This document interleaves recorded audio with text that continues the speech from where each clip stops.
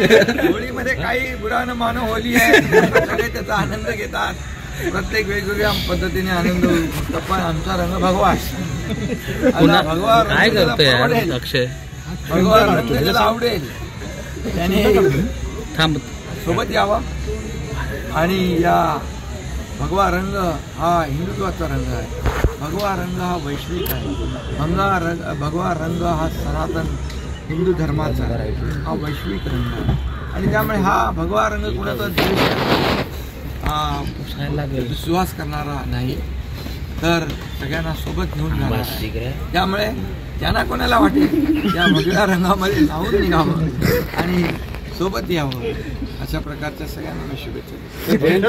जयंत पाटील सध्या कुठल्या रंगात जातील? एक तर भाजपच्या, या माहितीच्या, या गुलाबी रंगाच्या, अजितदादांच्या? बघा, जयंत पाटील हे अतिशय परिपक्व नेते आहेत. गेल्या अनेक वर्षापासून त्यांनी राजकारणामध्ये काम केलं आहे. त्यामुळे ते सीझन्ड आहेत पॉलिटिशियन. त्यांचा अंदाज असं जे काही वर्तमानपत्रामध्ये जे काही मीडियामध्ये सुरू आहे, मला वाटतं त्यांचा अंदाज लावणं कठीण आहे. आणि ते पवार साहेबांच्या सोबत आहेत. आणि आज